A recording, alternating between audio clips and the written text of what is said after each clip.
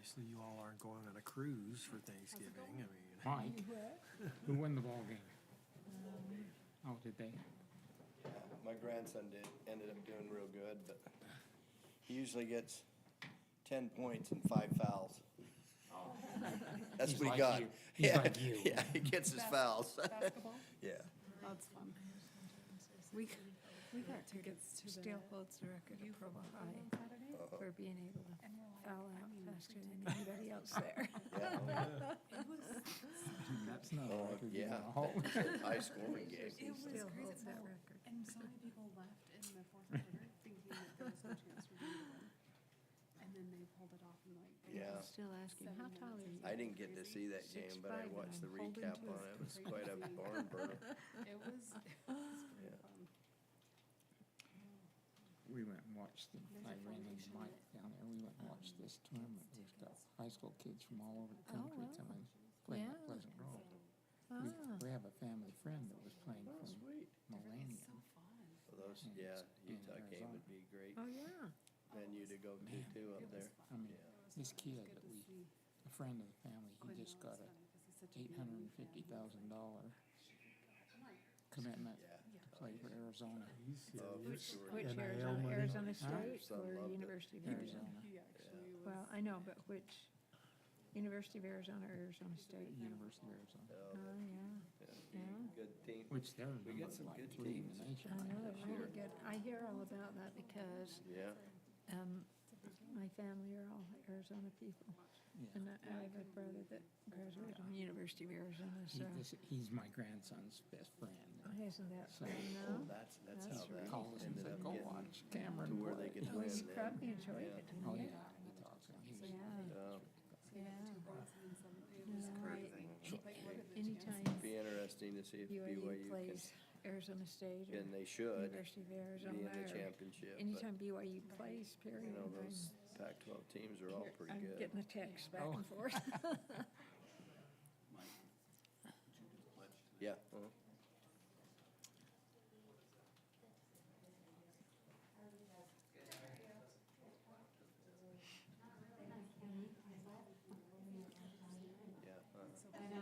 Yeah. Yeah, for the first one this year. So are your That would be kids great. They went to practice, got to meet the players, they gave them more Yeah, time part of the crowd. to do it. Oh, Like, that's sweet. it Oh, was that's so fun, cool. though. That's really fun. Yeah, they were so good to us. Oh, that's great. Yeah, he was in heaven. How old is he? We now? don't, we're kind of lucky, we don't ever have to Just turned 7. say, well, it's our off year, we don't have anybody coming, because one of our one of our sons was Yeah, his. did he already ring the bell? Or, yeah, he his did, didn't he? family Okay, are- good. His parents are just such tough shape, they don't, they can't. They don't really have Thanksgiving gatherings. What are they, is that from all And the then treatments he had? another, Yeah. our oldest grandson, our oldest son-in-law is from Louisiana.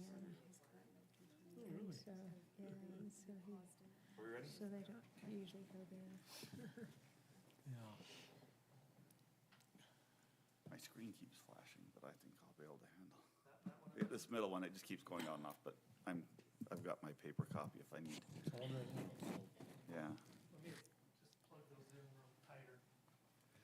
Give a second for a technical correction here. Yeah, there. I'm surprised we don't have a crowd here. On There the you go. 700 North thing, I'm We'll see if surprised. that does. He's darn by that. It's a lot. That's not my phone, is it? I was gonna say, I should turn mine off. Would like to welcome you to our Planning Commission meeting, today, November 25th, 2025. We will begin our meeting today with an invocation by Commissioner Callis, and then Commissioner Marchbanks will lead us in the Pledge of Allegiance.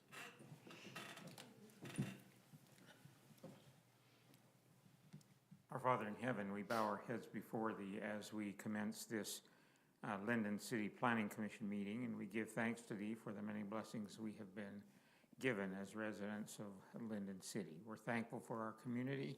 We're thankful for the citizens of our community, and we're thankful for those who are here tonight and will give us input, and for the decisions we will be able to make to better our community.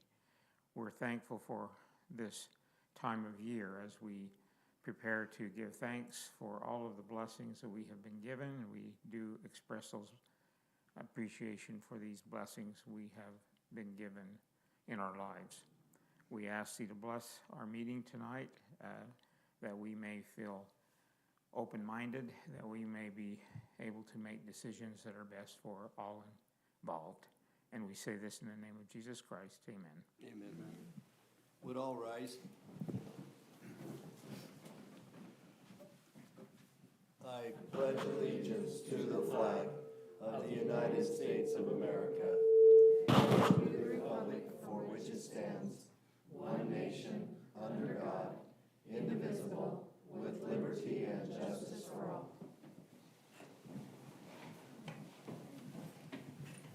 Thank you. We'll begin today with an audible roll call of the commissioners. Sharon Call. Here. Mike Marchbanks. Here. Rob Callis. Here. Steve Johnson. Here. Scott Thompson. Here. Jared Showers. Here. Karen Danielson. Here. And our alternate Ryan Doan is not here tonight. The next item on our agenda is an approval of our minutes from our last Planning Commission meeting, which was held on November 11th of 2025. The commissioners have received these minutes beforehand and have had a chance to review them. Are there any corrections or additions that we're seeing in the minutes that need to be brought up?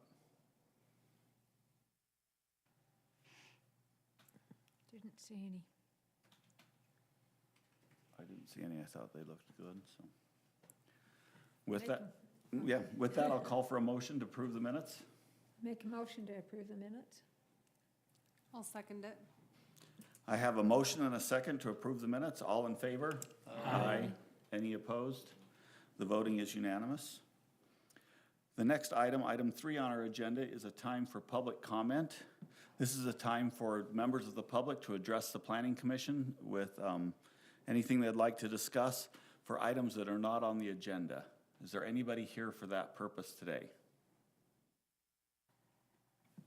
Hearing none, we'll move on to item number 4. Item number 4, this is a minor subdivision approval for Tylen Walker's development. The applicant is Tylen Walker. Our presenting staff is Brittany Wild. Tylen, if you want to come up, if we have questions for you, you can sign in there. This is an administrative decision, so it does not need to go to the city council. So we'll turn the time over to Brittany for the presentation. Thank you, Commissioners. So item 4 on tonight's agenda is a request for minor subdivision approval for property owned by Tylen Walker. The applicant is proposing to create one new residential lot by subdividing the existing parcel.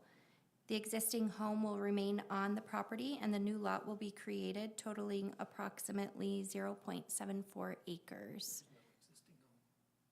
There's no, This lot does not have a home. The Eggett's property has a home, but this one does not. okay, this property does not, the Eggett's does. As part of the subdivision, the applicant will be required to construct a hammerhead turnaround that provides adequate emergency and service vehicle access. Due to configuration of the property, a portion of the hammerhead will extend onto the neighboring Eggett property, parcel 140700222. The applicant is responsible for obtaining all required permissions and signatures from the adjacent owners. At the previous commission meeting, the commission expressed support for removing the trail easement as shown on the map on the plat, and I have that here.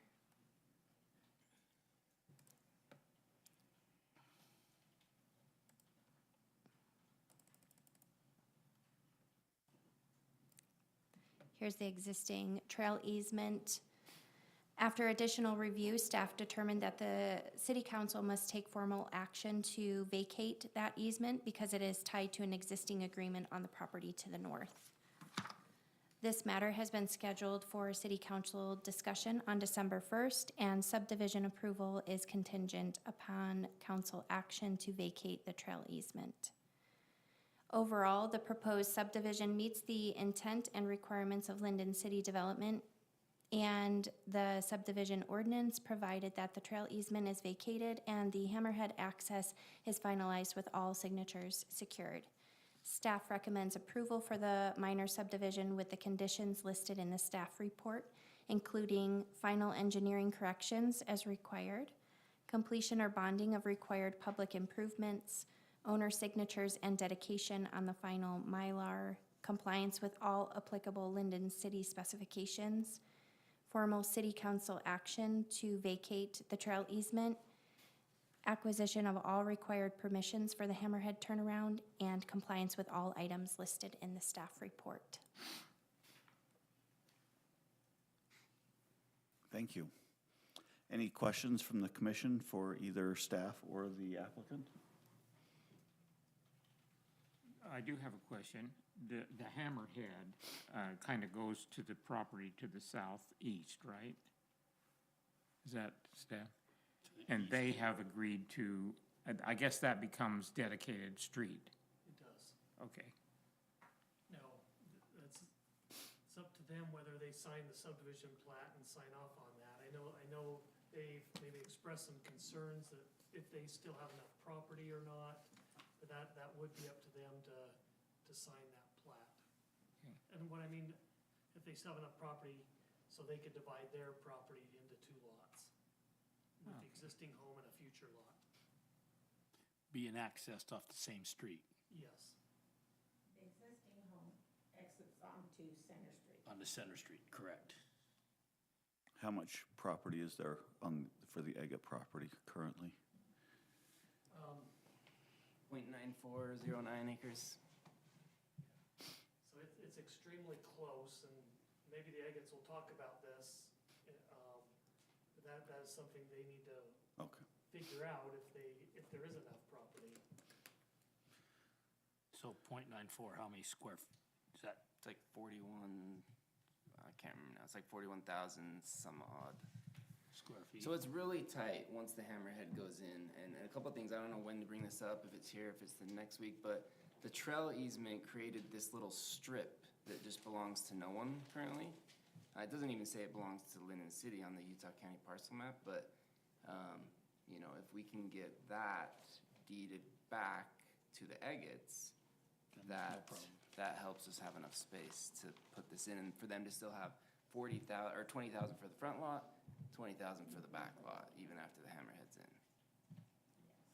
How do you propose getting back to the back lot?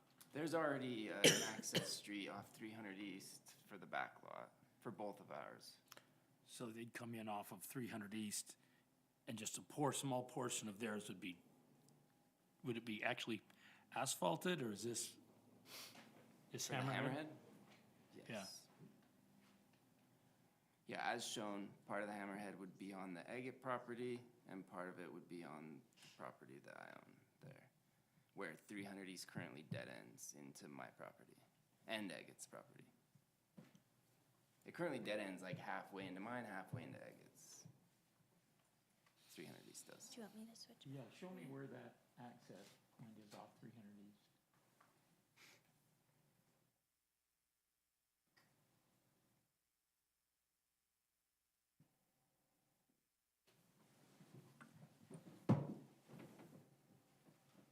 So it'd be coming in right through here, and then the hammerhead will be in this area. Yeah, that's where 300 East dead ends, is right where her. And you're planning on dividing this east and west into 2 lots, right? Well, I own the lot to the west. That's the lot I'm trying to develop here. You know, the lot to the east is Agate's, which nothing is being done other than the hammerhead put on it.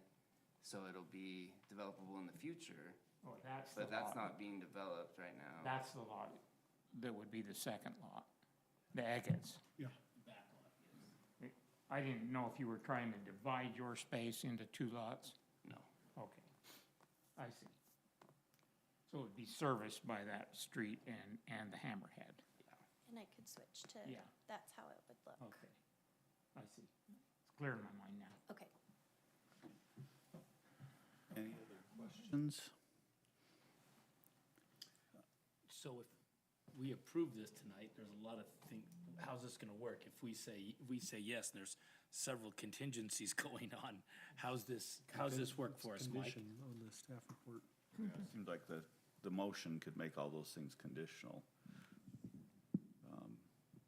As far as that goes, right? I mean, if we approve it, then as long as all those things happen, it's approved. If not, it's not approved at that point. Yeah, you could approve it, it's whether the Eggets sign the plat, because they have to sign it whether it goes on to allow the hammerhead on their property. Yeah. But it also sounds like there's also the issue of the city possibly deeding that land back over to the Eggets. Is that something that's even, Yeah, Pull up the motion if you wouldn't mind, because I think it's yeah, it's addressed in the motion. addressing that. But I think one thing too, Scott, that we've got is that our responsibility is the land authority is to make sure it meets code.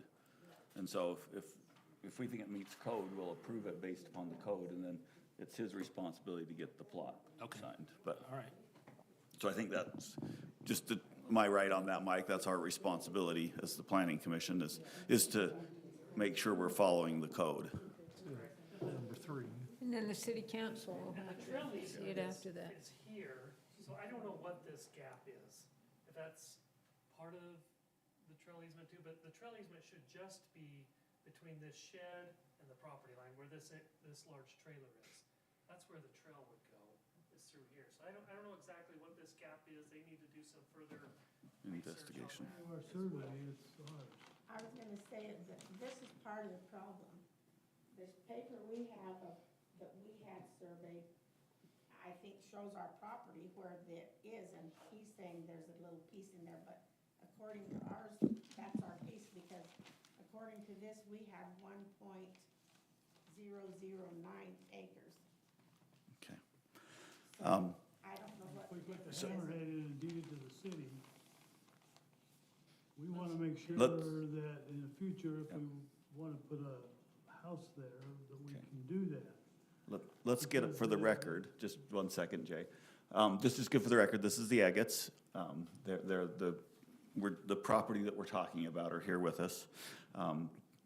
This isn't a public hearing, but we always like to hear from the public, so that we can get it on the record, why don't we have Tylen, why don't you go back a seat so they can come up and use the microphone, just so that we can get it on the record what you'd like to say.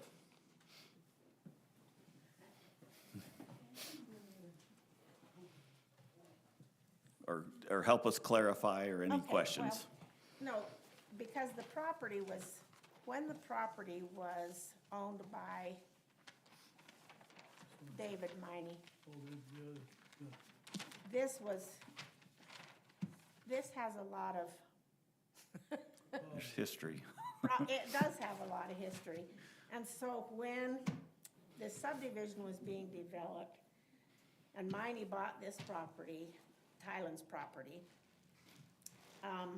there was supposed to be a 25-foot road that went back to that property. When they developed this and they built the house on the corner, his driveway came out on 300 East, which it should not have come out on 300 East. It should have come the other way. But because he did, it created a problem of him coming out. Now, he's coming out on 300 East, so that doesn't allow that necessarily to be back clear through, okay? So in order for Ty to have access to that property and for us to have access to here if and when we ever want to build, they said we needed to put in, instead of having a big circle that took a property out of all of this, they agreed to have a hammerhead put there. Well, on our property plot, it says a little different measurement than what Ty says. And so we realized that this is the only way we can get, we have room here, but they would not allow us to come back, the side of our house to come back to it. So if we want to ever do anything with this, it has to be able to have access here, and that's kind of where we're coming from.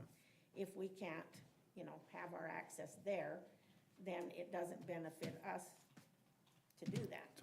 To give up the land for the hammerhead. Yeah, so, I just have a question, just so I understand. So it's the back part of your property that you would want to subdivide off?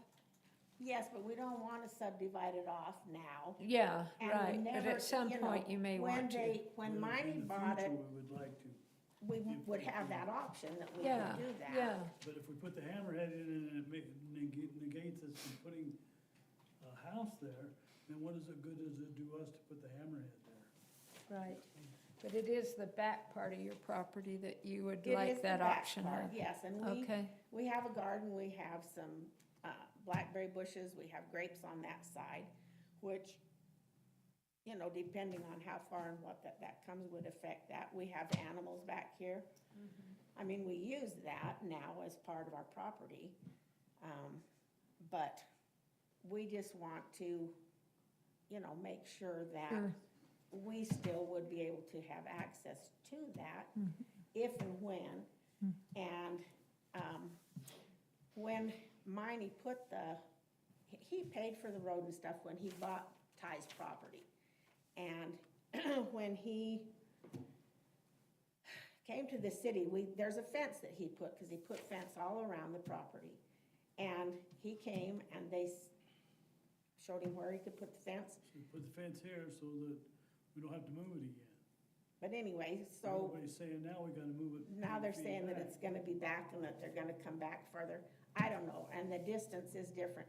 So we need to kind of, I guess, decide what is the deal and where's what, you know what I'm saying? Because it isn't, because it kind of doesn't all jive. So, and of course, like I said, if we lose too much, they told us once they probably would give us a variance, but we have nothing in writing that they would give us a variance. So we just want to make sure that if this happens, we still are going to be able to do something with that if and when we do in the future. But we don't want it to be developed or anything at this point. right. And we never deeded any of this property that's, I don't know if you have a, like this or not, but this, we didn't. It's never been deeded to the city, and when he did not, Miney was supposed to do this before he ever sold it, and he did not. So we came down to the city and said, okay, what do we do? Where's our position on this? I said, if they're not, can we put our fence back here on our property? Because I don't want it to be one of those, what do you call, eminent domain, that after so long they'll just take it. So we didn't want to do that, so we put just a T-post thing and a little fence along there so that it's, you know, our property. But our understanding was that that fence that's there was where the road was gonna come to, and we wouldn't have to take the fence down and move it and whatever, but I don't know. That's where part of it, if nobody's been out there and looked at it, they probably don't really No, I understand drove it. down there today and looked at it, Because it's a yeah. complicated thing, you know, and so that's just kind of where we're coming from. We don't have really an objection if he wants to do that, but we want to make sure it's not gonna, you know, be a, oh, sorry, you can't do that now, you know what I'm So, saying? Mike and Brittany, what are our options, if any, to help the agates be reassured or whatever? I think all of us, if we were the ones making the decision, would understand and remember this and say yes, but if it's 10 years from now, I'm not planning to still be here, right? I mean, the commission will change and, Well, and that's and the and problem. so what are our options here? I think you got two options.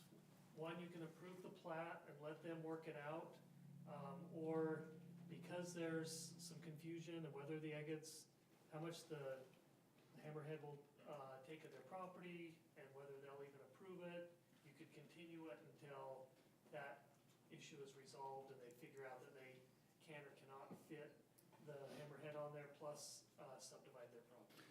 Is there any part of the code or whether it says that they still get a count part of the hammerhead in a, you know, or there's nothing in the ordinance that it has to be dedicated to the city? Has to be dedicated to the city. just verifying that that's the way it is. Okay. Any questions for the agates or any, probably time for us to discuss? I think, sounds like we have, well, it sounds like we have three options. One, we could just deny the application, which we probably don't have any good grounds to do that, because our job is to put it against code.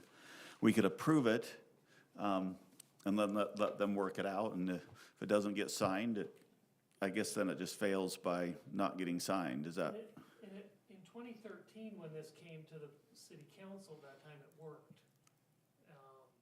And so I don't really, it was all approved by the city council, so I don't know if it was addressed at that point, that there was enough room, or, for a second lot. I don't have that information, I just know it was approved. Okay. Or we can continue it if we feel like we want to hear it later, but,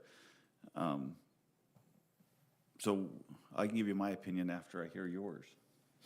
I have a question of the applicant. Okay. Maybe, yeah. Why don't we switch? Switch up there. So your lot is 0.74 acres. Yeah. Why didn't you design the hammerhead on your lot?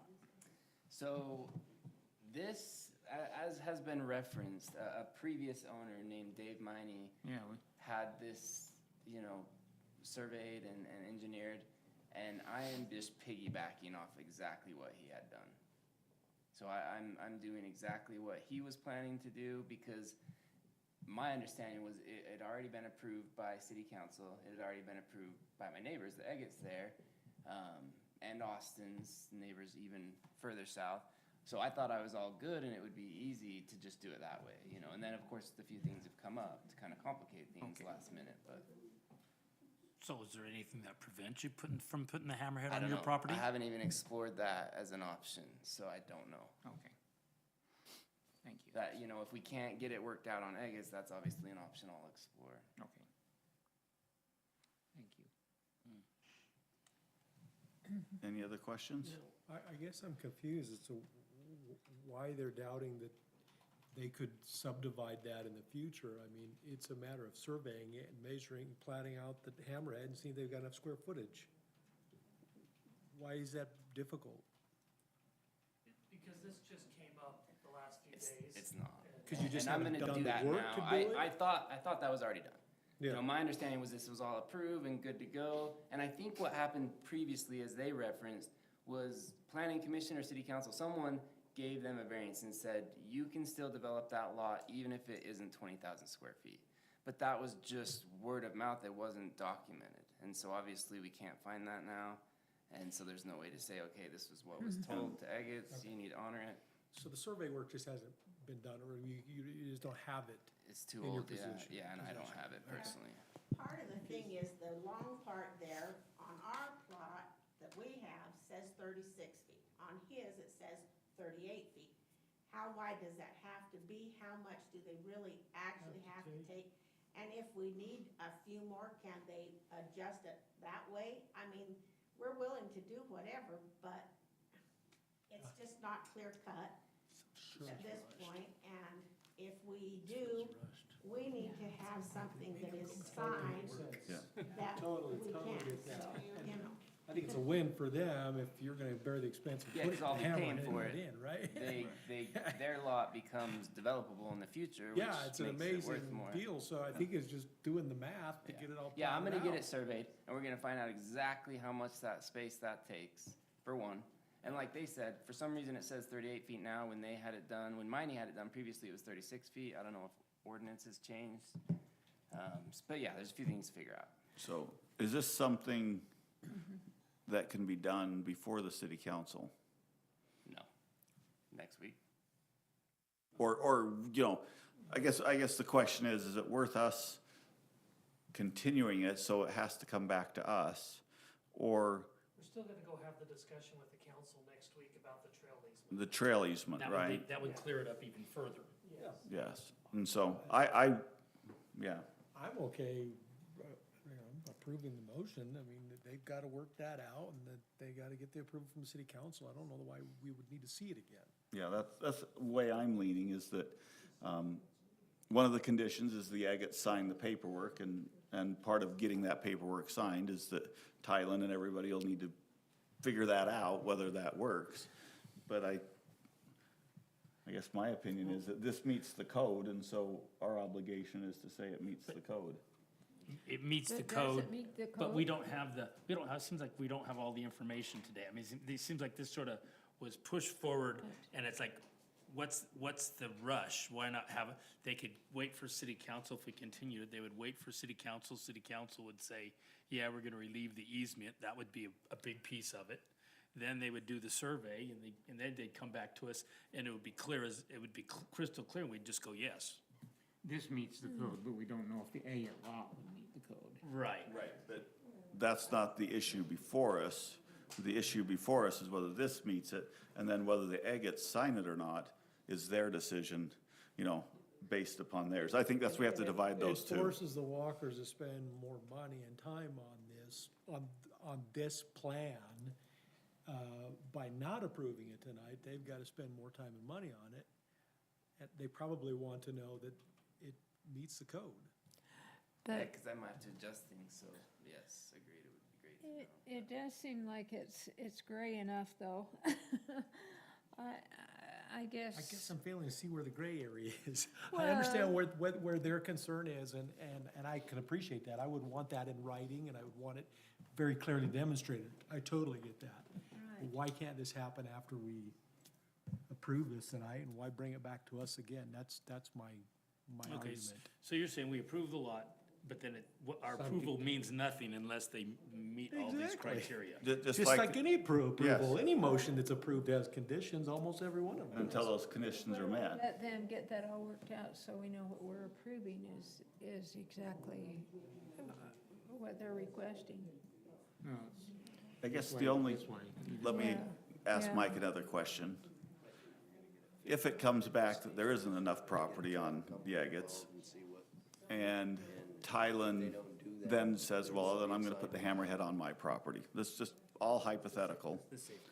Would he have to then, if we approve it now, would he have to then pay another application fee? Or, so is there some benefit in continuing it so that he doesn't get stuck with having to do another application later if something happens? Yeah, there's some benefit to that. I mean, Right. So that's one reason I could see to continue it, is because we can tell him, as far as I see, I think you've got 7 votes here that it meets the code other than the hammerhead. It's just whether it would save him the hassle if they can get this worked out before our next meeting. But is there, so then maybe that saves the Walker some hassle. On the other hand, if he's in a hurry and we'll get things before city council, we delay it 3 weeks or we delay it 2 weeks if we continue it. Is that a burden to you to continue it 2 weeks? No. Okay. And yeah, if it would result in having to reapply, then I would rather continue it for sure. Okay. I wasn't aware of that. Seems like it would be And for I your never would have benefit. submitted this and got it on Mike's desk in here. No, This issue crept up after that. yes, right? So- and we're here, I think everybody's here in good faith, and we're here Yeah. acknowledging that and just trying to work out what's the best situation for everybody.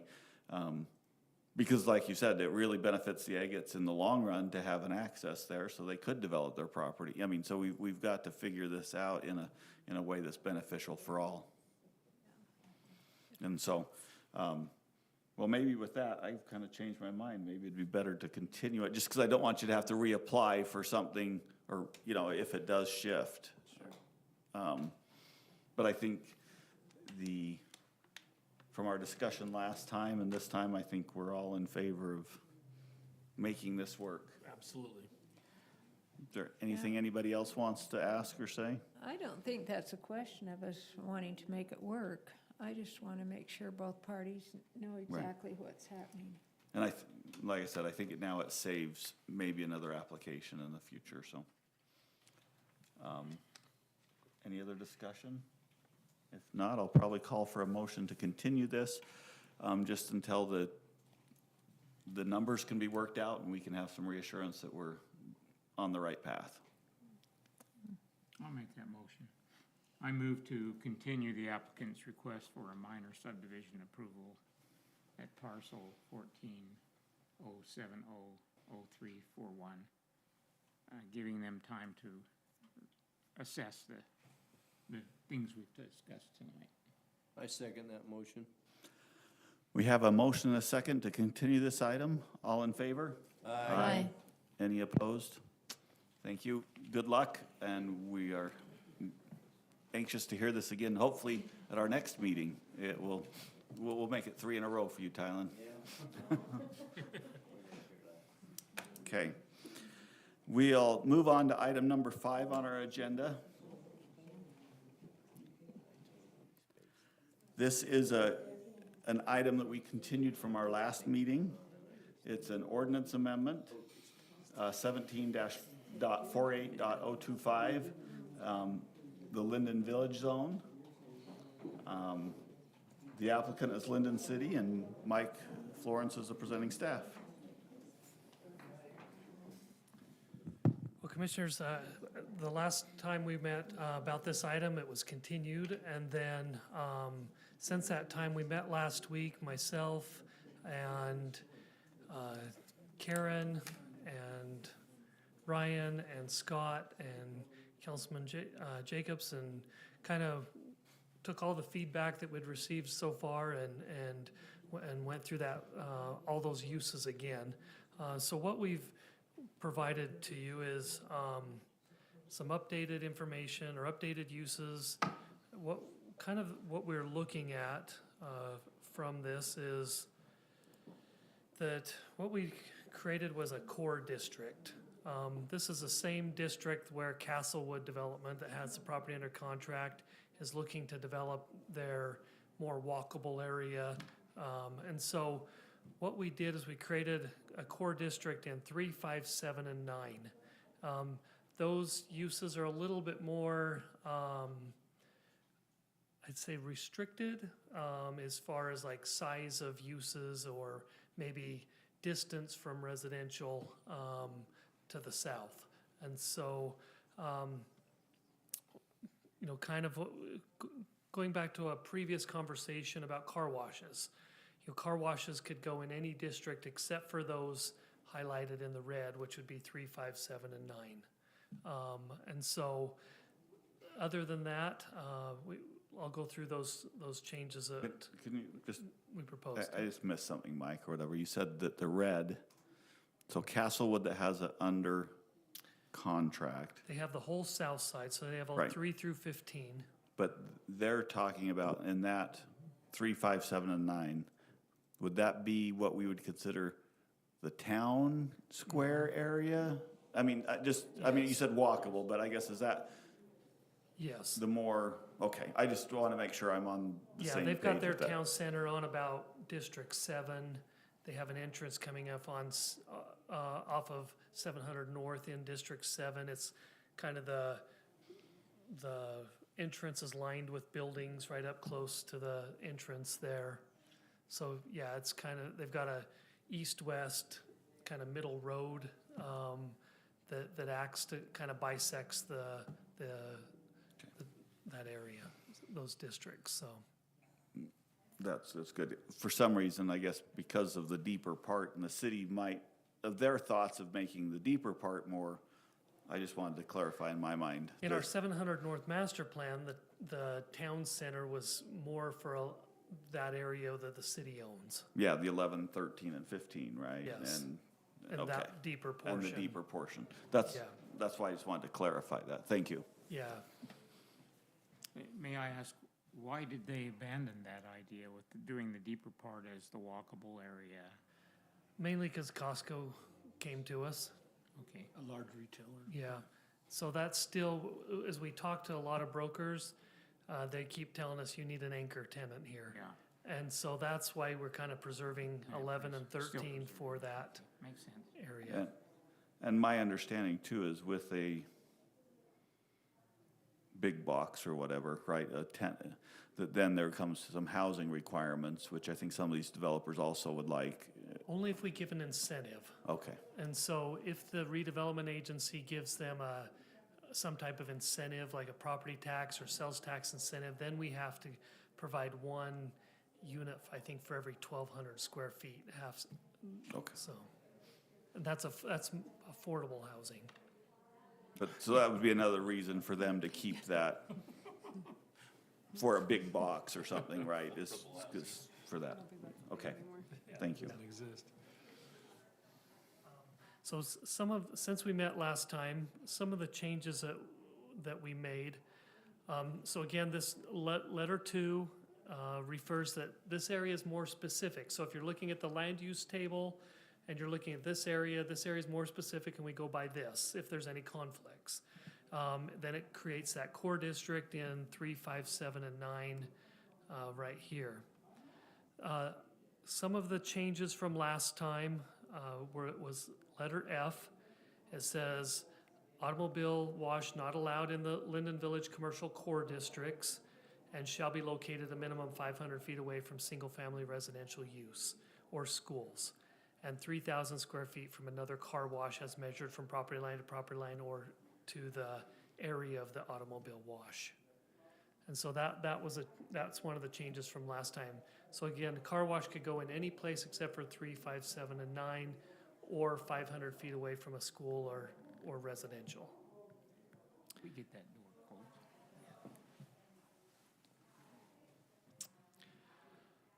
closed.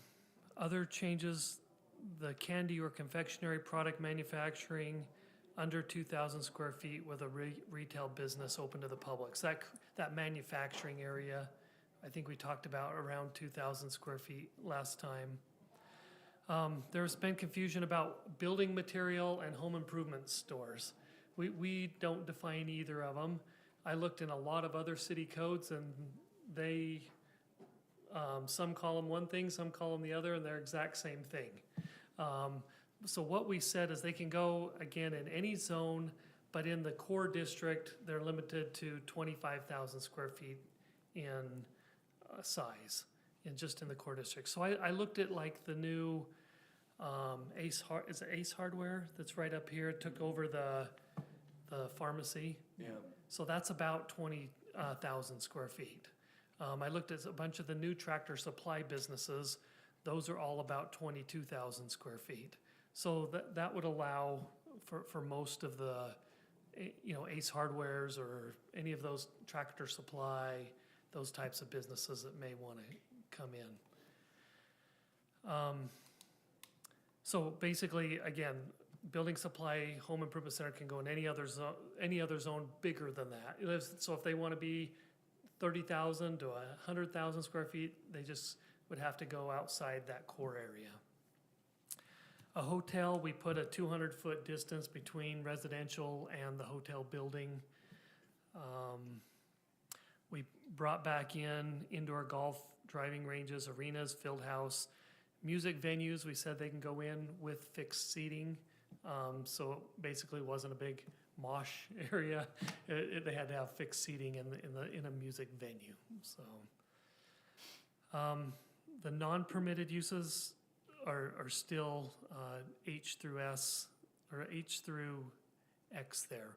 A couple changes we made. We split up music venue and dance clubs. We said dance club was prohibited. Music venue is a conditional use. And then we clarified, it used to just say water slides. We clarified that it's a water slide park and not a water slide. So if a hotel had a water slide, that would be okay. That's correct. If it's indoors, probably. Yeah. So, Mike, can you explain to them your concern with the dance clubs, what your experience? I mean, that was yeah, and I pretty can't remember if I said this last time. Again, South Salt Lake's a different animal or a different beast, but it seemed like we're always having a stabbing or a fight or something or some medical issue at the dance clubs there. I mean, again, Lindon's a different community, but I'm just telling you my experience that I had. So And if someone wants to come in with one, they can propose to change the ordinance and we can evaluate it at that time. So do you have any questions for me or the other council members that, I know Councilman Doan brought up about not wanting drive-throughs in that core area. I don't know if you saw his email today. His recommendation was to not have drive-throughs in this core area. As Rob had a comment about that I as would well. agree with that. I didn't know he was talking about the core area. Oh, okay. Yeah. I thought he was, I felt like that would eliminate a lot of uses for the Lindon corridor, but if it's in the core area, I have no Yeah, problem. because that core area is designed more for sit-down restaurants, you know, because you don't encourage a drive-through through the middle of a place where you're encouraging people to walk. No, that makes sense. My only concern is, I think there's a lot of good uses, like you could get in there though, even like a lot of the banks that don't have That's a lot the of. one I thought of. Like, I know like with the Castlewood plan, in kind of District 9, this one right here, they weren't having any drive-throughs there. Right. And, because that's kind of their focus area. I'm worried a little bit about Yeah, it's what that limits if we take the whole core district does. out, but. And you know, a drive-through could be put in a walkable area if it's done right, you know. And I think if you pulled up Castlewood's original plan, if you pulled that up, there was a lot of open business space out along the street where now it seems what's really popular is, since COVID, is they've eliminated dining. It's just a pull through to get your swig or to get your, and they don't take up a lot of space, and they can be done relatively easily out in those positions away from our walkable area. So it's maybe too generalized to say not here. See, that all that stuff out along the street that's listed as retail. I don't know that that it's wise to limit. Right. I would not limit any in that area, but the core area, I could see it, but even as Mike has said, you could have drive-throughs even in the core area if it's done right. Well, and the first thing I thought of was, you know, our new Bank of America, Bank might you be know, the here in town. exception, but- You wouldn't want to eliminate a business The like fast that from foods, they coming in, probably and gotta you stay wouldn't out want to of eliminate a that area drive-through there. for them. I mean, you could consider maybe that one district or something. Is there a way to specify the difference between a bank and fast food for that? There's probably not a definition. What's of fast food. interesting? Right?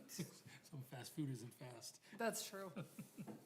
And Castlewood's, we're meeting with them next week. They're supposed to hopefully present us a new site plan. Yeah. But I mean, even if we didn't prohibit the drive-throughs in the core area, when one came, we could What if we made it conditional? discuss or make it conditional in the core area or something like you that. could make any drive-through conditional in the core area. Just to make sure it That- meets. Yeah, you're still going to probably approve it, but you're gonna look at the layout and. Right. We can and mitigate like things. that. Like at some cities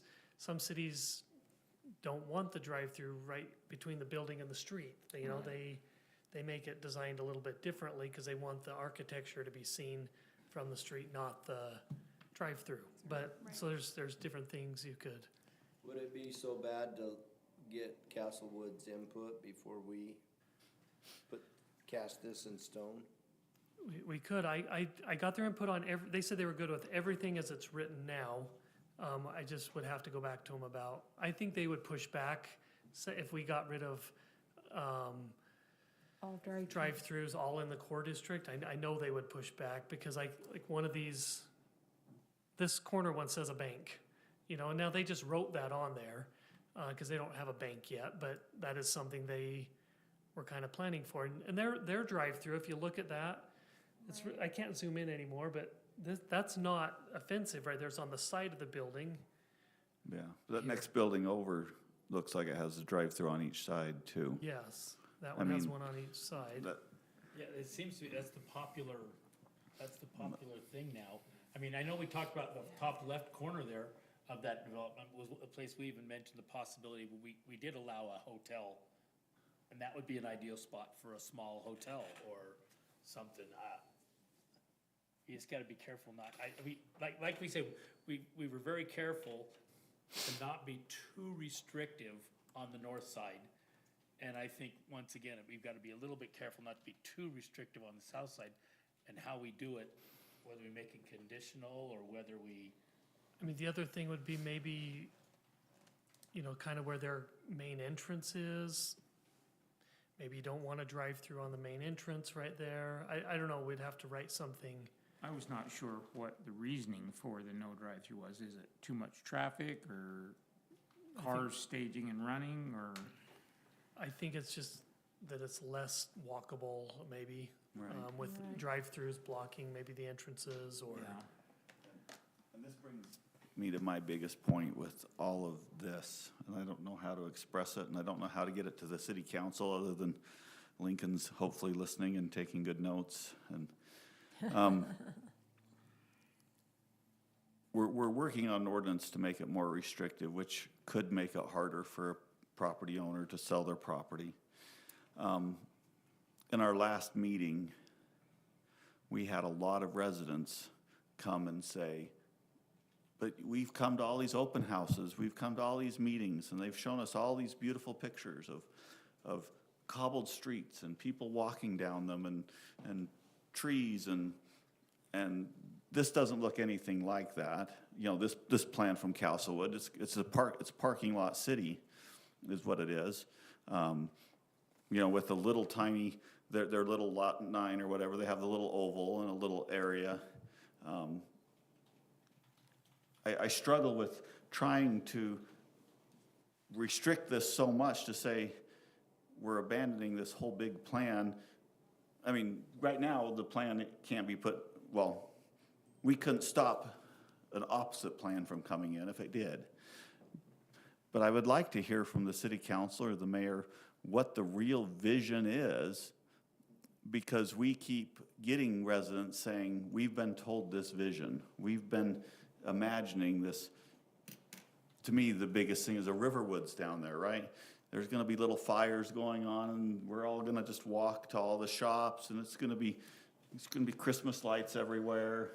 There'll be a skating rink. You know, I think that's what has been envisioned and what's been said. And I don't think what we're approving moves us one way or another towards that vision. And so it's hard for me to say, let's do this little Band-Aid fix for something that doesn't, either we need to say we're abandoning that vision and this is our new vision and this is what we can do, or we need to write an ordinance that meets that vision.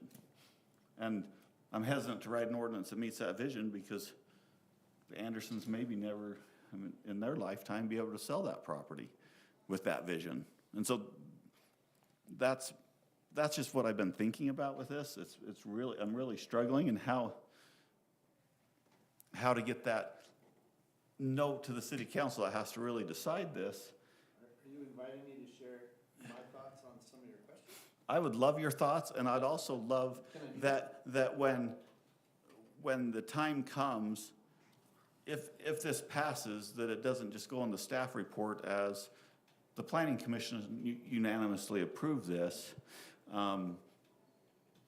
Just because there's really some, I have some real fundamental questions and concerns about the vision that's been portrayed out there, and then We have residents coming in saying, I moved here for that vision. yes, I've come to the meetings. I came here for this. This is, I mean, and residents proposing their idea of the vision, and, you know, lots of things happening, and yet I'm very much on the point of saying, well, I don't know if I want to make it even more restrictive for the, it hasn't sold yet with the way our ordinance is now. And so to make it even more restrictive is punishing, you know, some landowners. And so, And the rendering was just showed to us is not what the residents are envisioning. well, and honestly, that's not even allowable in our current, what we saw isn't allowable in our current code, right? No residential can be in our current code, and that was a lot of residential. So I guess that's why I'm struggling with, is why, at this point, are we, I mean, it seemed like the biggest impetus was to say we don't want a car wash. Well, this new plan would let the car wash go in where they want to go in anyway, No, not necessarily. right? I mean, on that corner where they were talking about, this doesn't restrict it. They couldn't go on the exact corner because they don't really produce any sales tax, but Well, but I I mean, think- Culver's go on the corner, they go right next to it, just like we've thought about it, so, and the impetus wasn't just the car wash. I know That's that, been the but, main focus, but the council asked us to go through all of the uses. I think we came to the realization that the vision, I mean, ideally, when we had the vision first, both sides of the street, the whole thing was gonna be this beautiful, and I guess over time, because of lack of development, we realized that that's not gonna occur, and so it's sort of been brought down to a more realistic, but still doable. I mean, Castlewood or someone else could come to us and provide us what we want on that south side with those restrictions, but then a lot of it's gonna have to do it because it's gonna be a development agreement, so they could add housing, or they could, but it's all based on a development agreement, so that's what we tried to do. We sort of came to the realization that the grandiose vision of both sides of the whole 700 corridor wasn't gonna be the way it is. My preference would be to have a bridge from this side to that side and have it continue, but I don't think, we're not seeing that. well, and I guess that's, I just want in the record for the residents to really understand, at this point, that's not the vision anymore. If that's not the vision, or that we're allowing something different than that vision. I guess I haven't seen a viable proposal that's more than a little tiny round grass place, you know, like at the university place. Well, that's nice for the residents there. We don't go and have, I mean, that's not a place to gather. It's not a place to come and have, you know, Lindon days or anything like that. That was the original thought, that this would be the gathering place. It's a nice place for those residents there, but Right. not really a place that draws people from all over to that place. And if the vision's changed, then I would like that to be addressed and saying, so that when residents even come to us and say, we don't want you to change the ordinance based upon this vision that we've been told, we can say, well, your elected officials have changed the vision. And, share some thoughts? and Yes. we, as a land use authority, are here to, And Go I, for it. Steve, I don't see this as making this property less viable or not attract, of not making it less developable into the vision. I see this as just clarifying what they would like. If you don't And make not it more like- restricted with everything. Right. The original city council and mayors purchased 700 East and developed it. I think they had an image in mind. Whether they had an expansive vision or not, I'm not sure. When Mayor Lundberg got involved with Planning Commission, et cetera, she saw some beautiful things, and she's tried to bring in some amazing things. And early on, they had more room, where they had more depth, and they could do more of that development, kind of like what Farmington Station has. But then they lost some of the depth, and so it kind of changed what could be possible. I think she still has that vision, and I think many of us share that same vision. With state law changing and forcing us, if we give any incentives to like a large box, big box, we have to have housing, and it's a small area that it has to be. So acquiescing and giving up some housing, that's not what we want, but we don't have another choice if we're gonna do incentive, and we believe that that is going to happen. I don't know that mayor's vision, everybody has the exact same vision.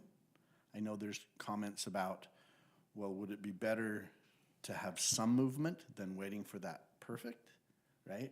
Mayor Acerson has talked to me and said, Lincoln, don't give it away, hold out, hold out. Others are saying, we've been holding out for a long, long time. and I want to be careful because closed sessions are indeed closed, and I'm trying to remember discussions from closed sessions versus those from open sessions and not cross any legal lines. But there has been some concern now that we have to take that step and allow housing, and now that Castlewood is giving us some thoughts and ideas, the city council has discussed, well, let's make sure it can't allow anything and everything. Right. Right, so there is a desire to keep that south side as much like this vision that lots of different councils and mayors and everybody has had. It's not like anyone owns this. But there has been a desire by the council to be a little bit more restrictive. I did sit with Ryan and Karen and Scott and I did participate in that, and it's really just the south side. I mean, there was stuff that went both sides, but I think it was trying to protect the walkable idea on the south side as much as possible, but still allowing progress to move forward. So I don't know that anyone has the perfect answer you're looking for, and this is just mine, right? I sat here for 2 years, been on the council for 2 years. I've seen the crosswalks that go across go absolutely nowhere. And I don't think, I mean, I guess that's my, and I could be wrong, but my latest understanding is we don't have a big box. We are not giving any concessions currently. And that the Castlewood development, they're not proposing to bring in a big box, last I heard. And so if that's the case. And until that opera Last Lady Sings, right? If we preserve that, but you know, I also am quite concerned about making a plan for something, giving all the concessions up front for something that we hope will come later.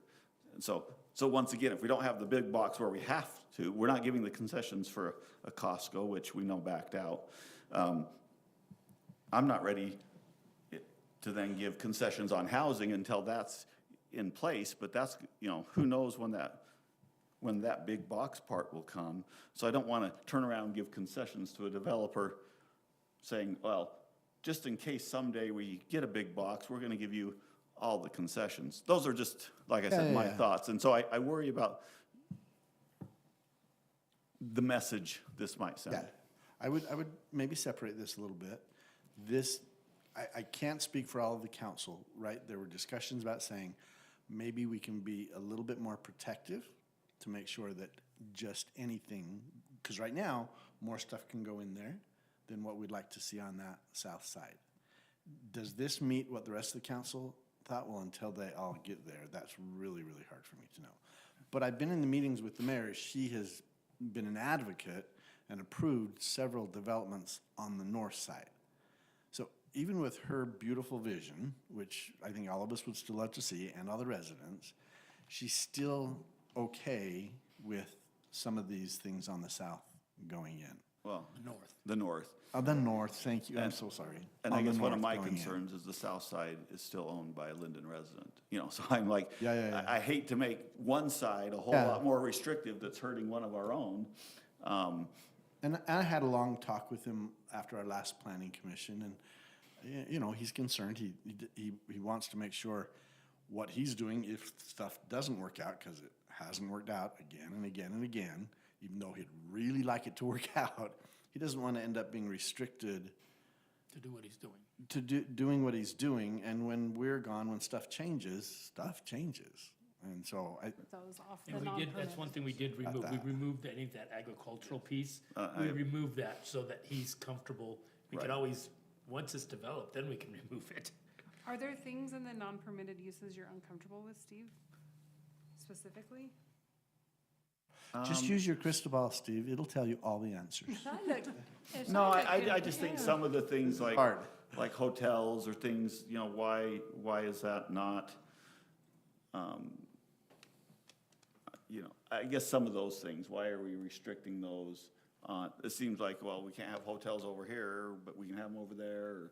They They're can go allowed in in the any core district. area, they just have to be 200 feet from a residence. Yeah, so we did allow, originally they weren't there, and we brought them, so we did allow them on the south side, but we gave them restrictions as to how close they can be to residents, because I think it's possible to have a nice, smaller hotel, There. you know, so we did our best to make it less restrictive. Yes, and I do like that part. Yeah, I'm just really interested to hear what the other city council members that I can't speak for would say. you know, Yeah, I don't know. it just seems like there's a lot of, from what I've read with Castle, and I have not been as good a resident as I should be at every meeting, and I have not been able to be there. There But has been, there is concern with the city council, and I feel comfortable saying across the board that we don't want to make sure the door is wide open for anything on the south side. Yeah, and We'd like it to be a little bit more restrictive in hopes that that vision can be maintained. So, even if I vote yes, I might vote no just so my concerns are noted. You You know, and I guess that's where I'm at. I've been to meetings, I just don't like sometimes that we've had a huge, big discussion, and I know you guys do your homework, but maybe there's not the parts that we've discussed brought up. It was just, it was passed unanimously by the planning commission. I try, but I don't do a great job. I try. Steve, I kind of want to second what you're saying, because, you know, I've always been fearful that we're being too restrictive. I don't see anything here in the non-permitted uses that gives me heartburn, but I just sort of don't have a real good feeling that we're becoming more restrictive when everybody's wanting to know, why is this taking so long to develop? Let's be more restrictive, maybe. That doesn't make sense, you know? I don't think that's the notion as much as. No, I know, we have I our- was we have our- exaggerating, but what I'm saying is, we are becoming a little more restrictive. Yeah. But like you said, what on here concerns you? Like I said, none of the non-permitted uses concern me. Okay, Let's see, what about the conditional use? Because the conditional use, you know that we have to approve that as long as it can be mitigated. remember when we had the list of things that we wouldn't permit, like new car dealerships? That gives me a little heartburn. Yeah, and I guess that's it's an old one, but, you know, I mean, let's say Castlewood goes away, just in theory, that whole thing falls apart. That development goes away. And the Andersons have a Land Rover dealership want to come, or Tesla, like or, they came. or Mercedes or whatever dealership, a nice upscale dealership wants to come in and put one there, and I guess I'm kind of with Rob. Why are we saying unless we're holding out for this vision, and what is that vision? Some of those things I think wouldn't destroy that area. It would actually be a great sales tax base and not a bad looking business there. Yeah. versus to me, a bunch of townhomes and apartments I to mean, you get could make your something else. recommendation and Yeah. have the council, Yeah. with the recommendation, they consider Yeah. whether some of these uses should be put back But- in. But the Only things that you have concern- put on the non-permitted uses, I don't have heartburn with any of those. No, I don't either. The only concern I have with dealerships is that you see them parking on State Street, in the middle of State Street, trying to unload the cars. I don't know where they do that on 700. Well, I mean, They're not supposed to, right? But they don't do that. Murdoch Do that in a Hyundai, new dealership. no, they do, Murdoch Hyundai and Doug Smith Kia, they park in the middle of the road. All the time. Now, it's not on State Street because. No, they're they not. don't. Yeah, but they don't do it on big corridors. You don't see that being done on 1200 South Major Parkway, corridors. University Parkway in Orem. They park on the back. You've written lots of tickets for that? Yep. I don't know if that helps, I've Steve. spoken too much. I'd like Who to else? hear You know what? more from Karen. on this. I'm exactly where you and Rob are. You guys just are a lot nicer how you say it, so I'm just sitting here letting you go for Well, why don't you say it? it. You don't need to be stirred up tonight.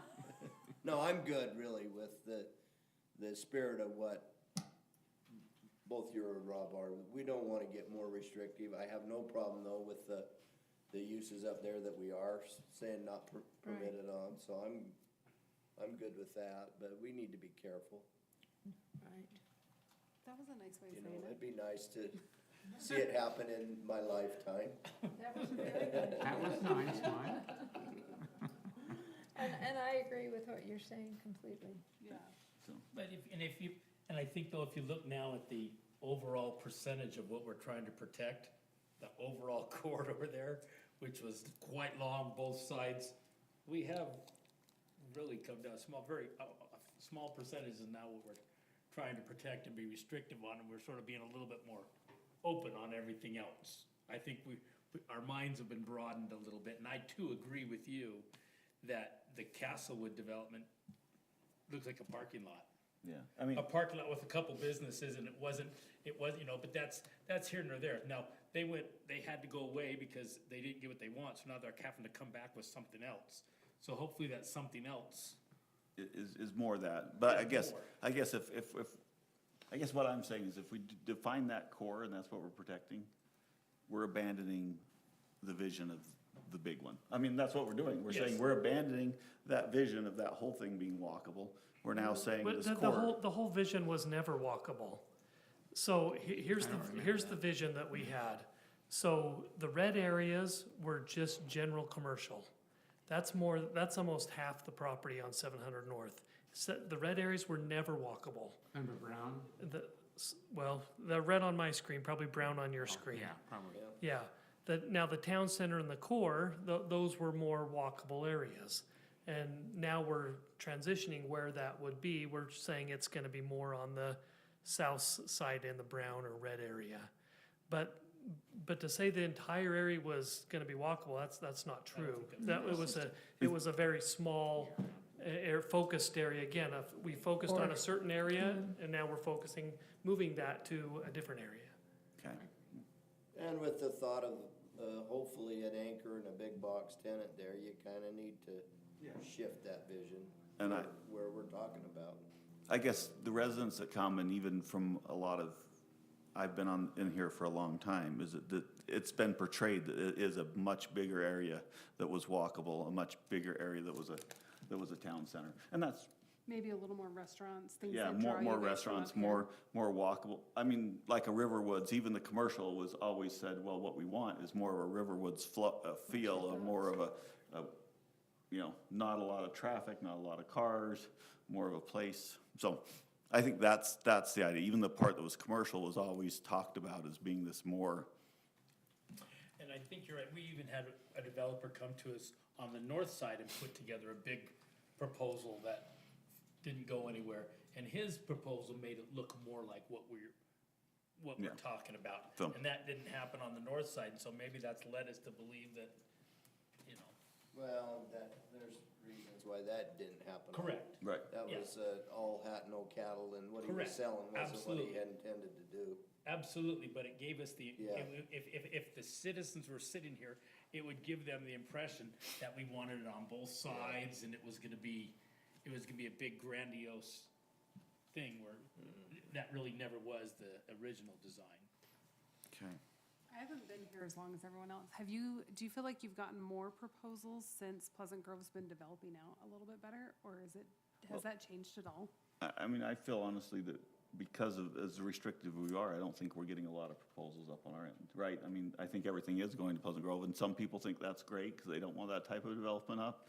Other people, I mean, I think there's both sides that think, man, we would really love to have the Chick-fil-A up by us, and, I mean, I Here would and say there. it's more because we don't allow residential. Because, I mean, you look at St. John's, they've approved 1,400 units to go with all that. I mean, every developer that comes in and talks to me wants a portion of residential. Well, the last And- 3 to 4 years in the development industry, residential's been the bell cow. Yeah, And that pendulum might swing. Yeah, well, I think it's swinging already. Yeah. Well- I think seeing Ivory not move again on their project there's people pulling their horns in to really see where we're at.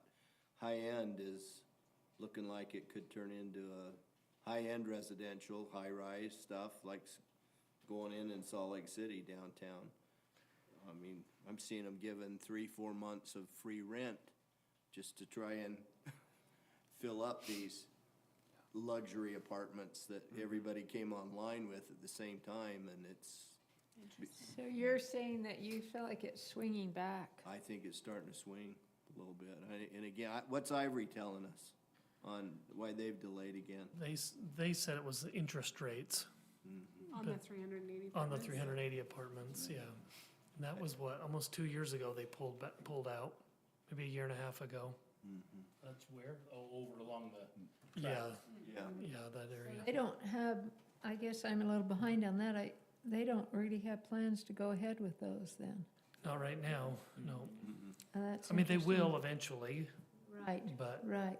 They're almost done developing all the rest. yeah. And it's two different companies, Yeah, Right. ICO's got the Ivory and ICO, but, Right. yeah, same people, basically. same people. Yep. We've already had the public hearing on this, but we do have members of the public here. Do you have any input you want to voice on this concern?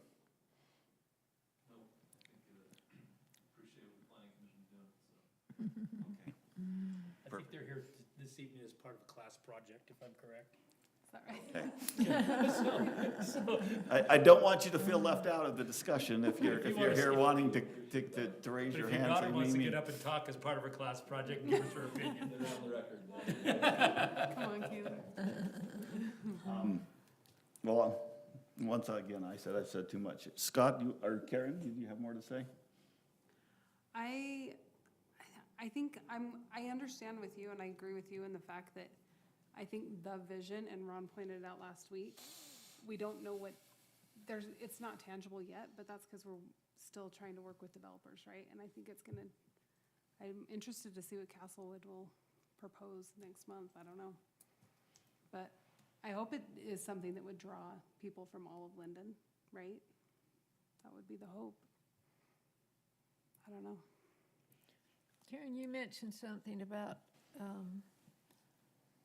that you were hoping if like the car wash did go in one of these other areas, that there could be some architectural strictness similar to what Alpine required. Yeah, I think that is in here, is it not?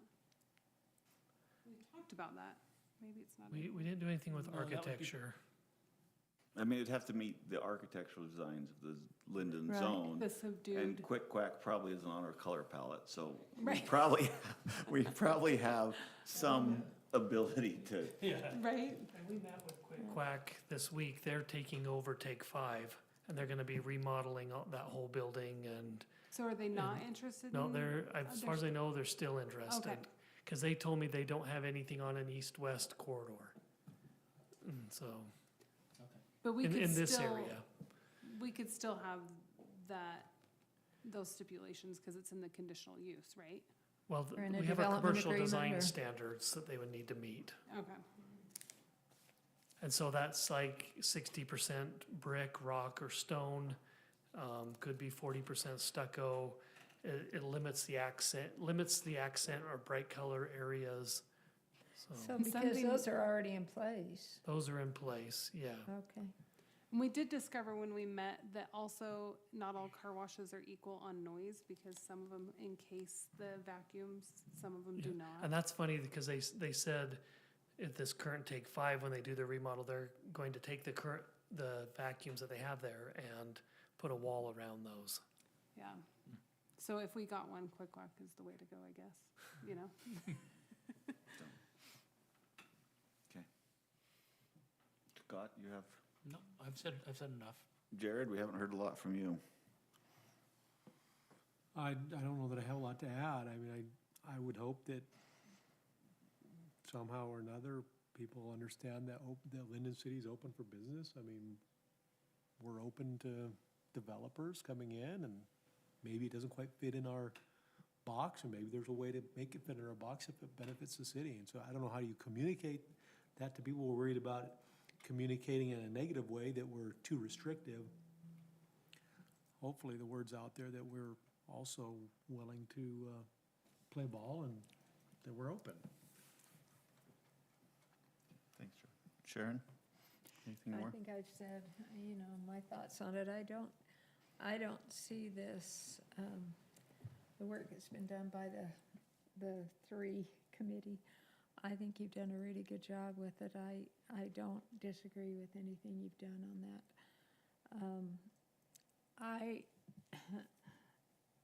Of course, the vision, doesn't always go exactly as planned. But I think the basis of that vision can still be achieved. I'm not ready to just scrap that. But as far as permitted and not, and conditional use, I think this looks good. I think this looks just fine. I'm with you on that, not scrapping it. Well, I might just say that, Mike, I think you've done a good job here. I think you've added some things in here that we Right. probably would not want in that area. I don't see too many. I mean, there's one that kind of popped up in my mind, the assisted living facility. Is that because of sales tax revenues, or? I don't know why, that was in there before I even started here. There's some pretty nice looking assisted living. I think at the time, when this was written, One of these that days, was the it's gonna be hot that. thing to build, and so I think it was a worry that it was just being overbuilt at the time. And assisted living is different than like, Care center. yeah, like when you leave the hospital and you, A like a rehab. Stonehenge. Rehab facility. Rehab, like, I know one of the uses that Castlewood is throwing out is a rehab place, like a Stonehenge or something like that. Those are really nice looking, so. Well, there's, Yeah. That would give it rooftops without I giving a lot of. think, because Spring Gardens was kind of in this corridor Yeah. built, I think they were just worried about that turning into a line of assisted living. Well, when you look back at that map you were looking at, there's some, they just, right there, like G and H, we really don't discuss G and H very much. I mean, they just vacated those properties, but so these restrictions we're coming up with apply to those as well. They're on the north side, they're not in our core, but those are some, is anything going on with those those? I've heard that another GH. construction company was going to come into with the Fugel property, but I'm not 100% on that. But would then that be in violation of what we're doing?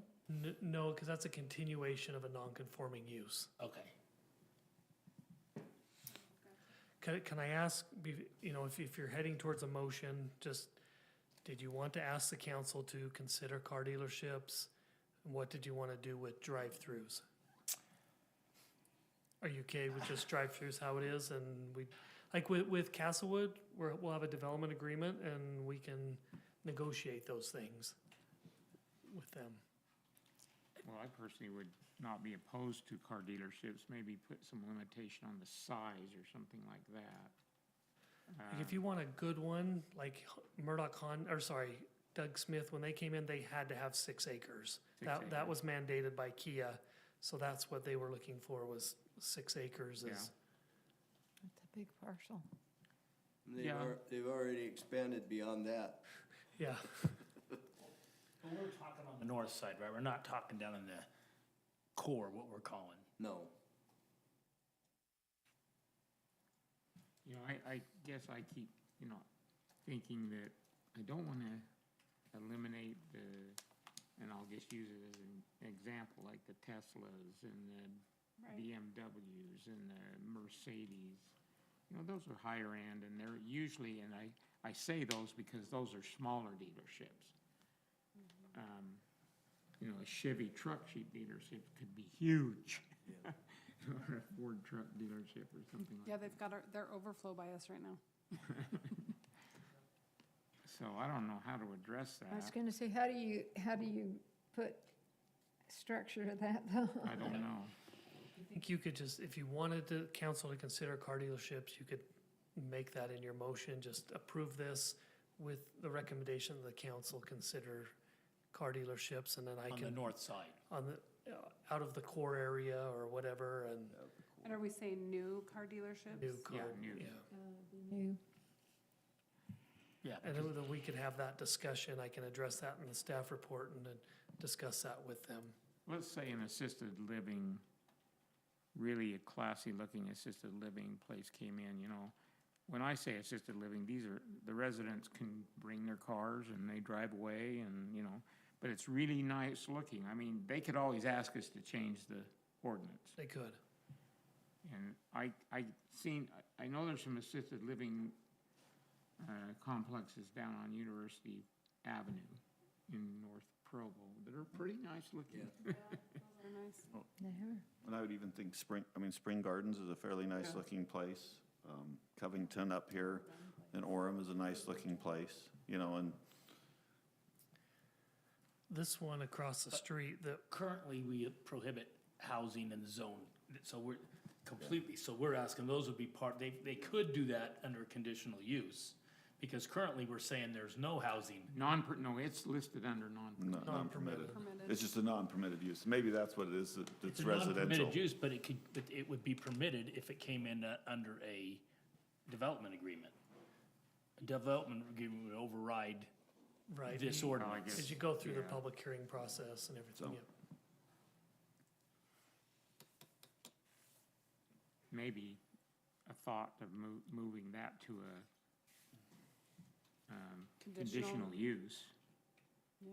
I don't know. What would the conditions be? Yeah. I think it has to do with layout. I don't know. Mike, what were you saying about the one? Oh, just the one that we have across the street where it used to be Osmond's. I mean, one of the issues we have there is when a resident falls, they won't pick them up. They call our fire department to pick them up. So we're there every single day because Really? our staff doesn't want to take the liability of picking somebody up. So that's one of the issues. Orem's let us know that, hey, we're there every single day because of their staff. And That then, doesn't happen at Spring Gardens, does it? I don't think so much. What's that one in There's Orem always a on fire Center truck there. Street? that- Is there, yeah. Trio? Rio. yeah, Is that a care or is that That's more Senior living. senior living, which would be a residential type Senior use. living. Maybe that's another reason why they're not there, is they're kind of this mix between residential and currently, like we said, we don't have Well, residential anyway, there. I think you've done a good job there, Adam. Okay. Any other discussion? Sorry, drive-throughs, anything on drive-throughs, are we good? I would just leave it the way it is. I would leave that out, just because there are the small drive-through options that could fit into this zone Okay, and work really well. But I I mean- guess the question, Scott, just being devil advocate for a minute. Is there anything that would prevent a McDonald's with a drive-through going in our core district right now? no. So that's the question, is do you want in the core I think that's the question. And Right. I'm fine saying leave it that way, but I think that's what Mike's asking. Do we want to do anything? Because right now you could have a McDonald's or anything that has a large drive-through presence in that core district. And likewise, you could have an Olive Garden come in and say, but we're gonna do a drive-through on our Olive Garden. We're gonna do a restaurant, but we're still gonna have some place for pickup, To go. Yeah. you know? Yeah. So, A lot of restaurants are doing that nowadays, doing a Yeah. pickup. yeah, so, That's usually not a drive. It's not usually a drive-through, Yeah. but it's usually A pickup a window. pickup window. Yeah. one thing I keep thinking about too is each one of these cores, you know, or plats, those all have to have a plan of all the businesses that are in there, not just that one business. Like, So you have to plan for the whole 5 acres, not Right, just the frontage. right. Yeah, And so all the businesses that are in there together with them would have to agree to a McDonald's, or they would have to agree that that's how that would be platted out. And so I think that gives some protection. and I don't think if Castlewood rolled in tomorrow and said, this is our plan and we're gonna put a McDonald's in the middle of it, I don't think the council's gonna approve it. I don't think, well, if it's a Because- development agreement, they can, but if Castlewood just comes and says, we're buying this lot and we're putting a McDonald's and Arby's and a Yeah. Taco Bell on it, all with drive-throughs, Yeah. would have to say yes currently, Yeah. right? I mean, You're right. that's just the way the ordinance is written. Even now with these more restricted things, that's, You're right. I'm not, But if you- I'm just not to the point where I would like to see us eliminate drive-throughs. Yeah, I just worry about becoming that Maybe Maybe restrictive. there's some way to limit the size of, I mean, you know, what's really annoying is Chick-fil-A car, the way they line up, In and out. in and out there by Outback Steakhouse. Oh, my That is goodness. awful, every day, all day. Oh. It's And terrible to so- have all that business, isn't it, going? It is. But when you use that shopping area, it's literally in the way, cause you could park there and then the next thing you know, when you go, trying to go out, there's a line of cars. I'm- Isn't it interesting though, this many years after Yeah. they were built, It's Yeah. still that that way. American Fork and Orm are still, if I want in and out, I drive to Spanish Fork.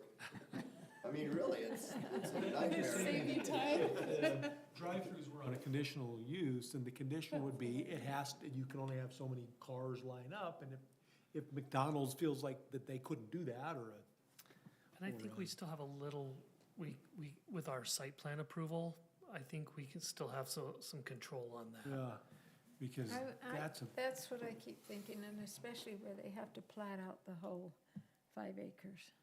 Or you could make it a conditional use, either way. I'd say leave it off. Okay. the conditional use would allow you to mitigate, put some things in there to mitigate those problems.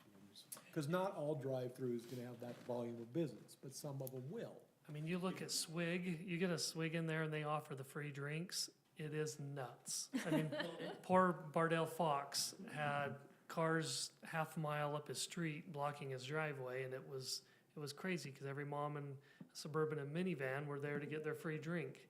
And we can make a And- conditional use that your driveway only be long enough for X number of cars. How do you? But I know people aren't gonna pay attention, they're not gonna be out there saying, you can't stop, keep going. They wouldn't even have the authority to do that. So it's really hard to do that as a viable condition. I think see other what you're after. businesses could police that if it's getting in the way of their own business Yeah. activity, though, their own parking, their customers accessing their storefronts and things like that, I think you'd have some problems. You could have businesses reporting that. Okay, sounds like for now, keep it how it is, and, Yep. okay. I don't wanna say non-permitted on that, but You've already run this by a developer who's interested in the property, so rather than throwing it back at him. Yeah, Where will this be on the city council's agenda? Is it gonna be, it'll go next week to council. but, I mean, is it gonna be way down the agenda? I'm No, I just haven't trying to seen think the, of I haven't it. seen the agenda yet. I'll watch for it.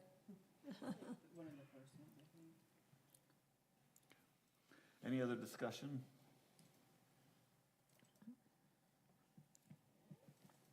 Okay, if there's no more discussion, is there anyone that would like to make a motion on this recommendation to the city council? No, make the motion. Okay, I move to recommend approval of ordinance amendment 2025-17-0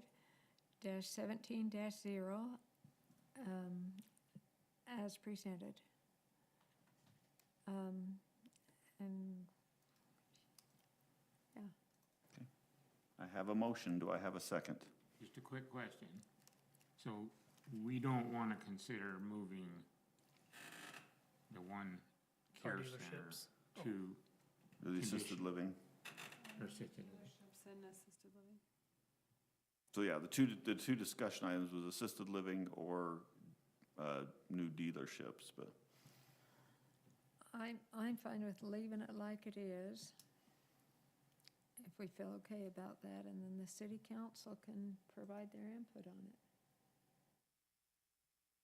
I can still bring it up I in the think staff we need report, to. but you're welcome to add it to the motion if Sharon wants to. Well, I think if we move it, the city council then has the opportunity to consider it and drop it off if they want. But I think I would like to amend your recommendation that we move those two items. okay, so I guess in that we probably have a counter motion? I think you gotta handle Sharon's motion first. Oh, okay. Motion, do I have a second for Make the Sharon's motion? Oh, okay, never mind. Or does she want to amend her motion?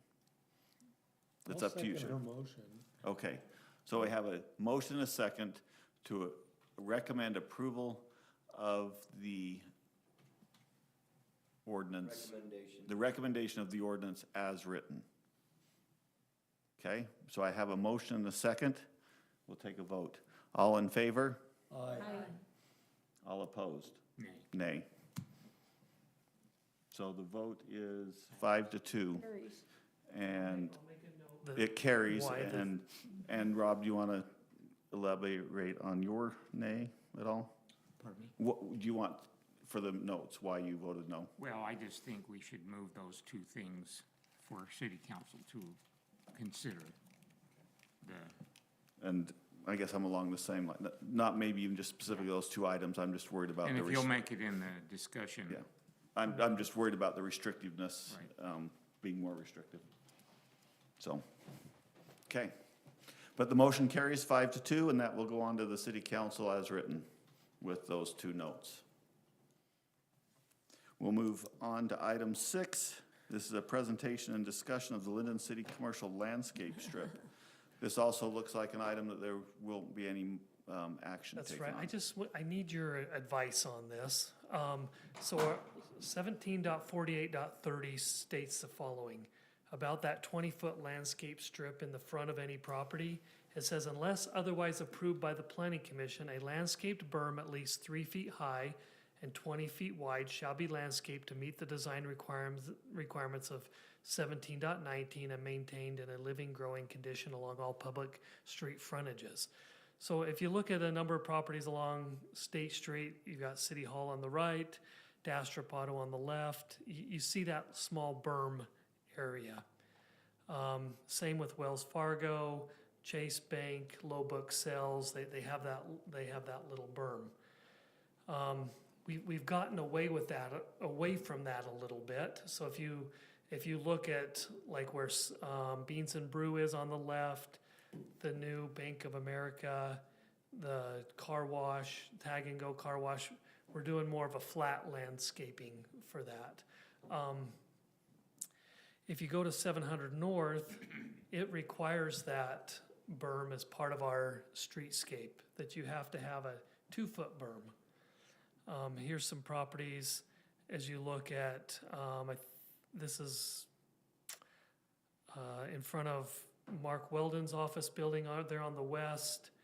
This is in front of the middle one, the Autism Center, or the two in the middle on the right. And then this is looking east, looking east in front of like the TAMS building. The one on the right is in front of the mortuary.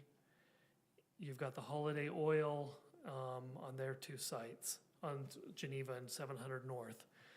So I wanted to get your feedback.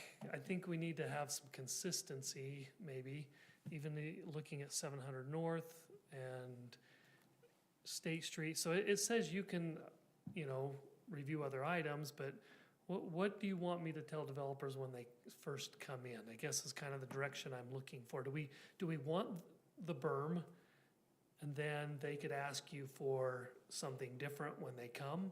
But I say, when I meet with a developer, you gotta do the berm, and then they could ask you for something different.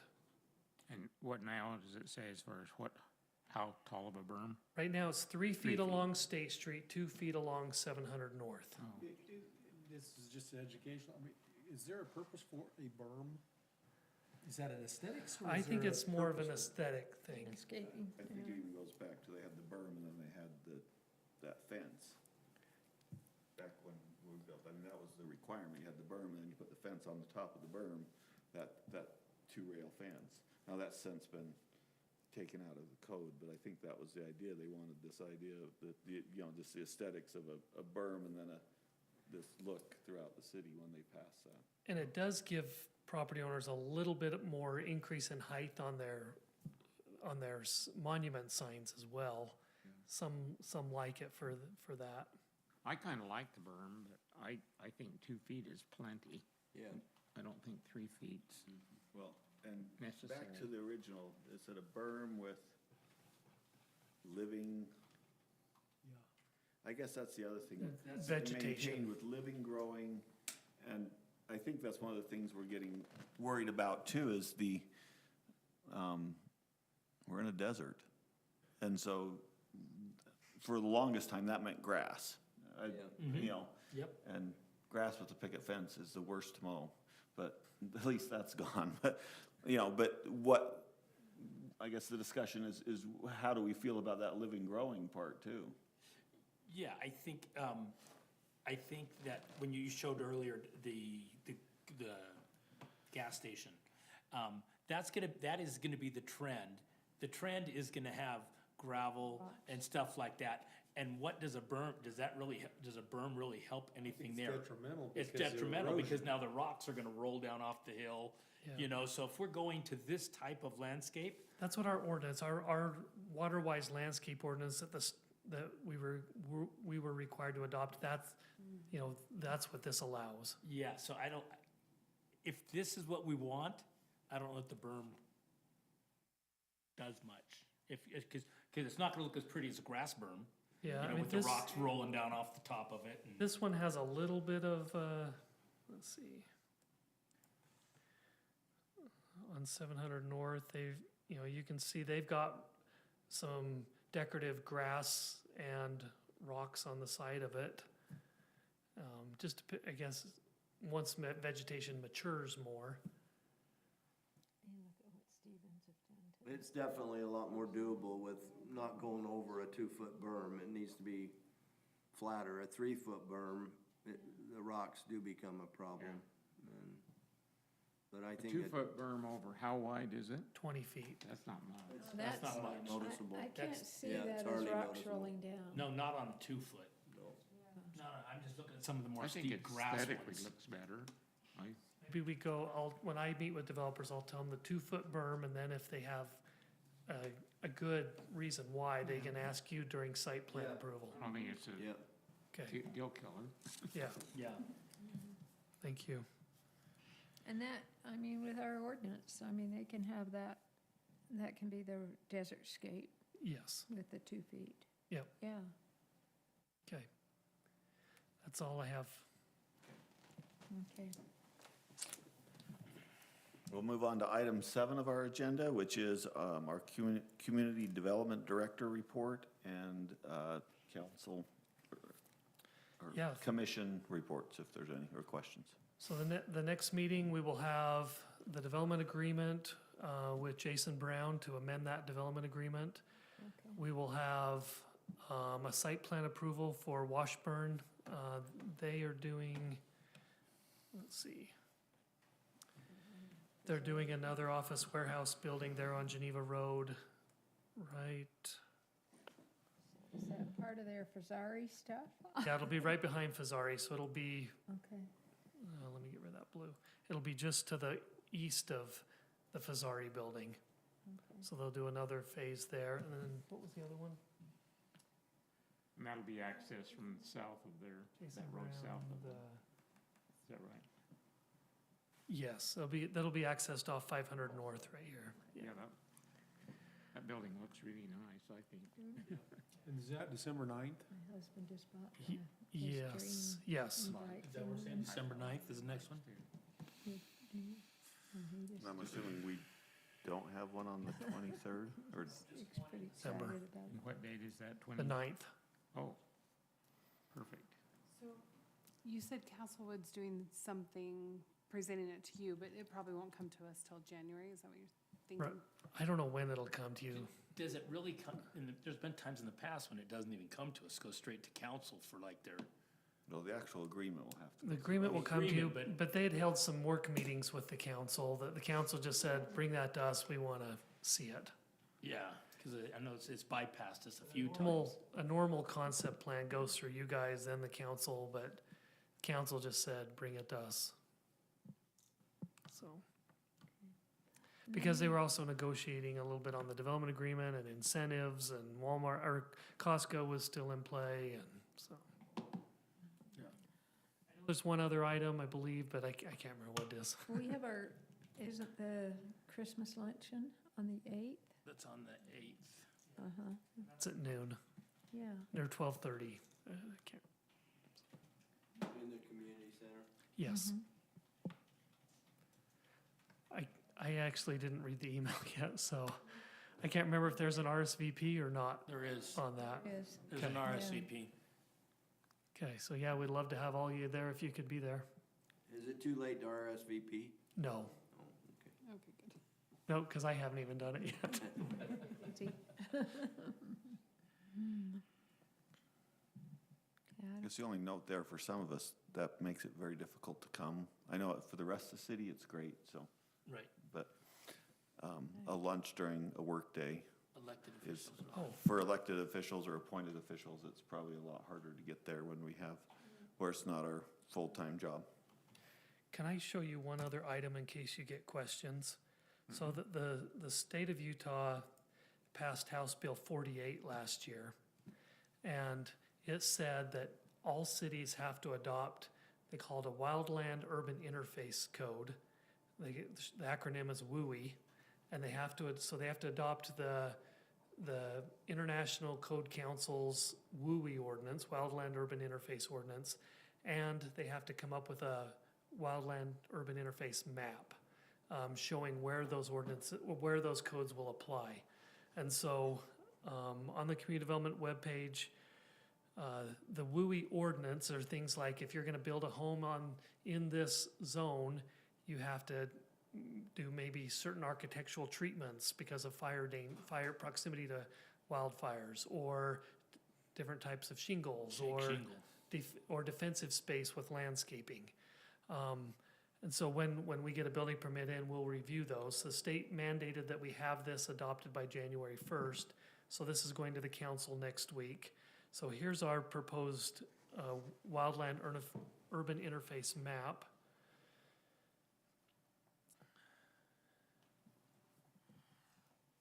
And so it's anything in, I don't know what color it shows up on yours, green. Ours is orange. But basically, if your property abuts the wildland area on the hillside, then you would be in that WUI zone. Now, as properties develop, then we'll take you out of that. So as the Acherson property develops, we'll take those surrounding properties out of it. As 1200 East 1200 East roadway is installed, we'll take those properties abutting the roadway out, or the hillside out of it. And so it'll be more of a fluid map. Now Canberra, they have, in their subdivision development plans, they have certain fire restrictions anyways. And so they'll stay in it probably no matter what, but, so just in case you have questions or something, that's kind of what this is going to council next week. How does that impact the residents, though? So it'll impact them in a way that certain building materials have to be used if they do an addition. Or if they may have to trim some of their trees back a little bit from the home. So there's a 10-foot clearance between the tree and the home when they do an addition or something like that. We can blame that on the state, though. What's We that? can blame that on the state, though. I'm not gonna be mad at us. The other thing, that's the city mandate. The state put a mandate on the Division of Forestry, Fire, and Wildlands too, that they have to come up with their own fire hazard map, high-risk fire hazard map.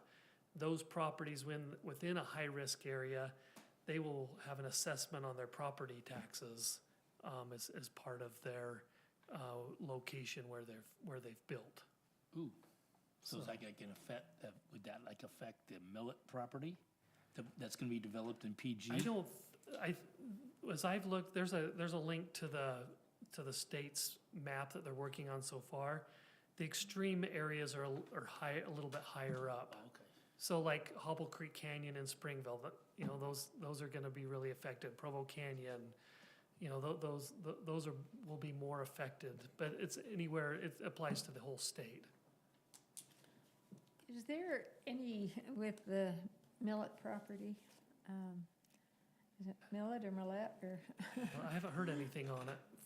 as far as their development, and then as far as the 1200 East Road that was so controversial? I don't have any updates on information or heard on that? anything, no. Okay. So, Any other items from the commissioners? Okay, I'll call for a motion to adjourn. I'll make a motion to adjourn. I'll second it. We have a motion and a second to adjourn. All in favor? Aye. Any opposed? The voting is unanimous.